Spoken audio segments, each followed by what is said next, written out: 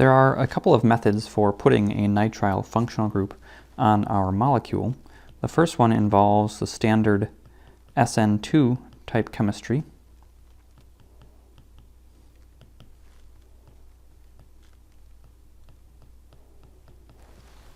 We can add the nitrile as a nucleophile. The restrictions are this has to be primary or secondary. We cannot do this on a tertiary carbon because this is SN2 conditions. So we have a few restrictions. We can perform it on a secondary carbon.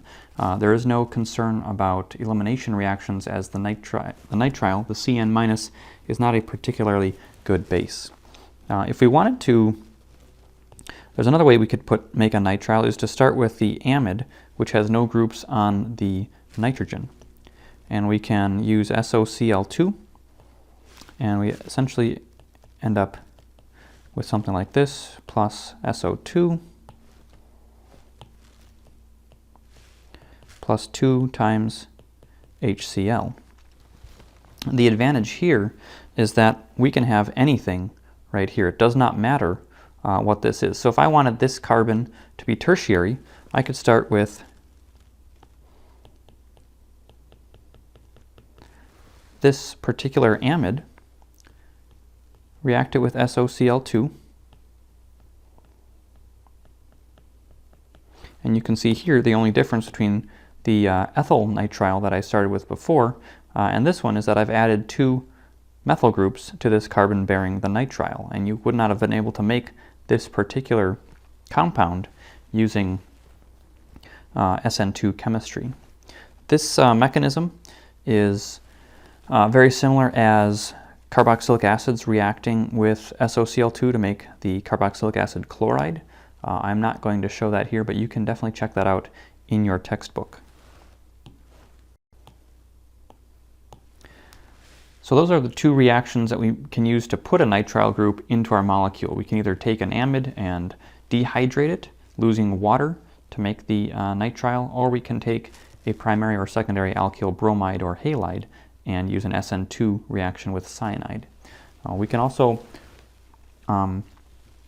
react nitriles and form new functional groups from them. So if we have a CN triple bond here, we can react that with water and sulfuric acid, along with a great deal of heat, because nitriles are pretty stable. That triple bond is hard to react.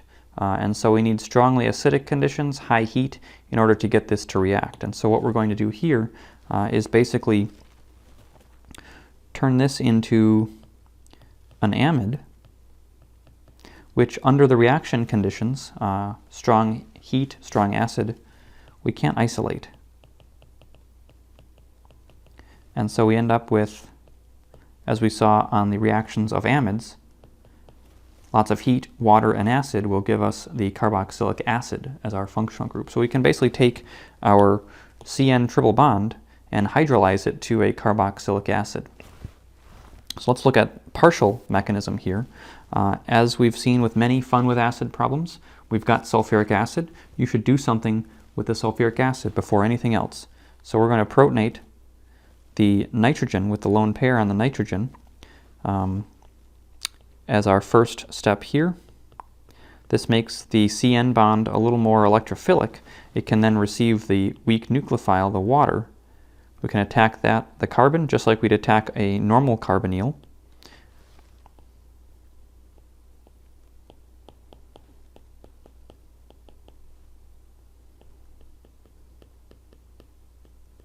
So now we have this kind of interesting looking species. And remember that our goal is to basically install a carbonyl, so a CO double bond. In order to do that, I need to lose both of these hydrogens. So let's start proton transferring them away. I can use water to do that.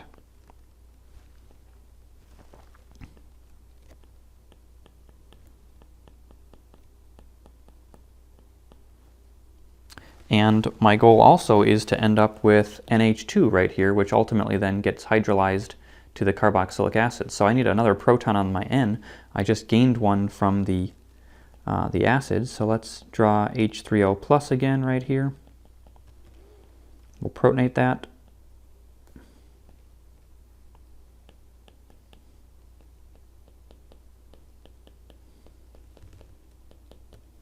This actually has some resonance, so I could draw a resonance structure.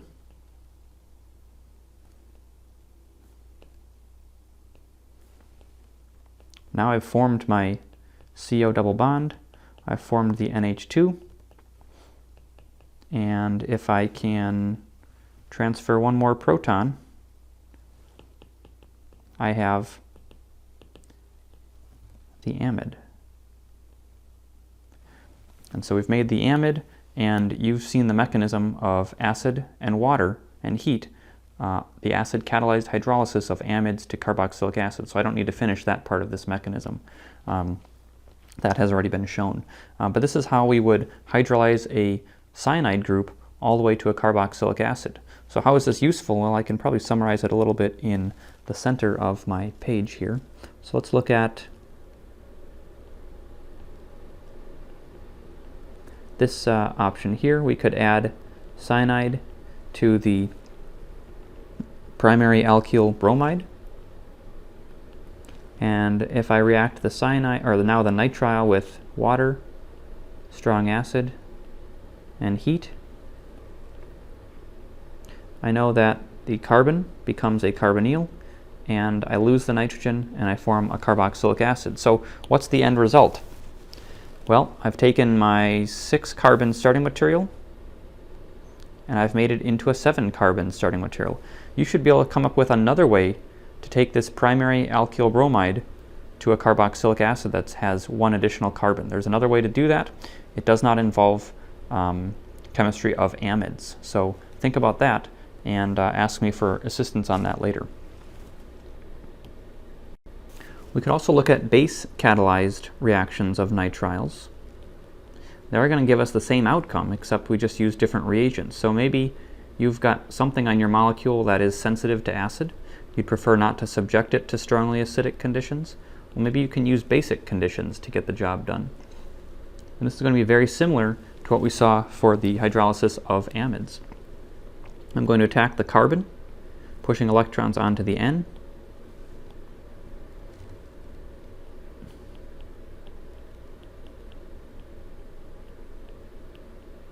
I have a negative charge on the nitrogen now. I need to add a proton there. When we're in strongly basic conditions, our proton source is water. Water is a weak acid. So this is a strong, reasonably strong base. So I'm going to draw water again here. I'm going to remove an H from water.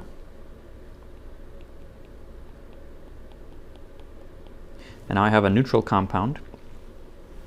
And remember, my goal is to form the CO double bond and to form the NH2, which ultimately can be hydrolyzed then to the carboxylic acid. So I need to remove the H from my oxygen now.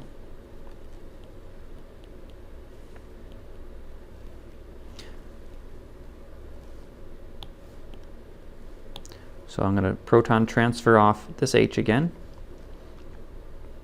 That gets me to the O minus.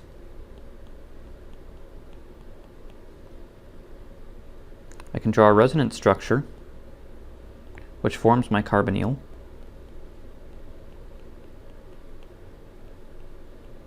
And a negative charge on the N. I'm one step away now from the amide.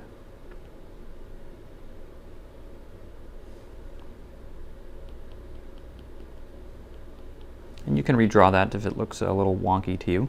But of course, under strongly basic conditions and a lot of heat, our amide does not stick around. We cannot isolate it. We're going to immediately convert that to the carboxylic acid. And so that would be the end product. So again, just like on the previous slide, this is the base-catalyzed hydrolysis of a nitrile. The end result is, again, a carboxylic acid. I would like to point out that you can contrast this mechanism with the acid-catalyzed mechanism.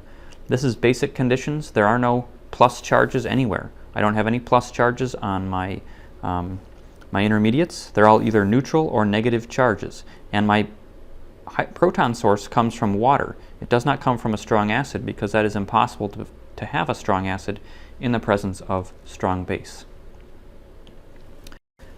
Lastly, some reactions of other reactions of nitriles, not just turning them back into amides and carboxylic acids, but could we actually make new functional groups from them? We have two interesting reactions to share with you here.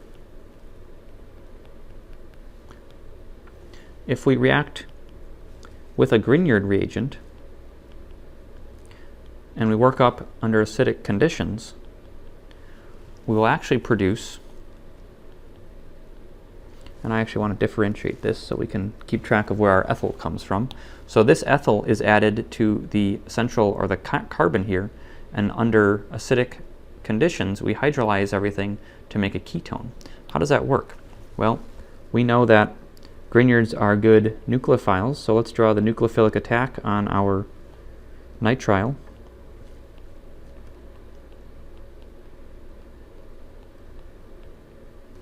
We form this compound, which is not reactive towards other Grignards.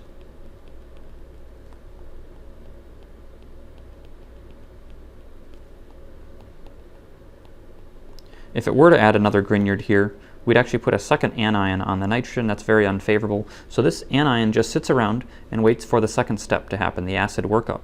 When we add acid here, this nitrile, of course, protonates rapidly, and we end up with, I hope you can name this functional group. Can you name that functional group? This is an imine. And under acidic conditions, remember we're in acid and heat, well, at least we're in acid with a lot of water around. Let's not call this heat. We're probably not working this up with heat. But the imine will hydrolyze rapidly to form the ketone.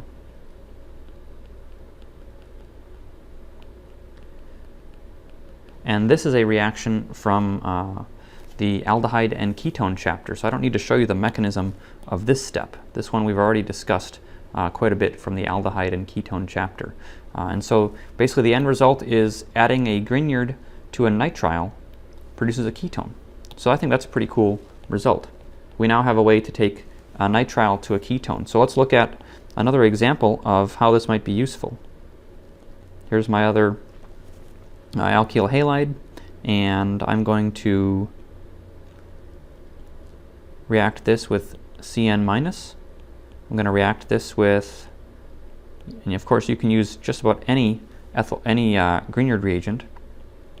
You're not limited to ethyl Grignard, certainly. So here is my new carbon that I added, and there is the ethyl group from the Grignard. So I've extended this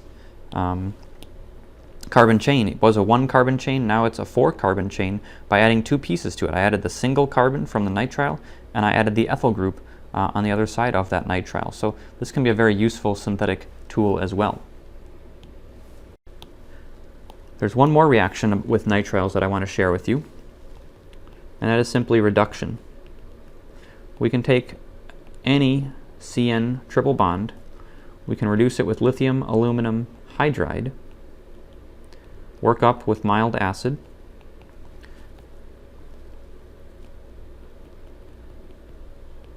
and we actually add a bunch of hydrogens to this molecule. We reduce the CN multiple bonds down to a CN single bond, and so we end up with just a primary amine. So again, let's look at our example.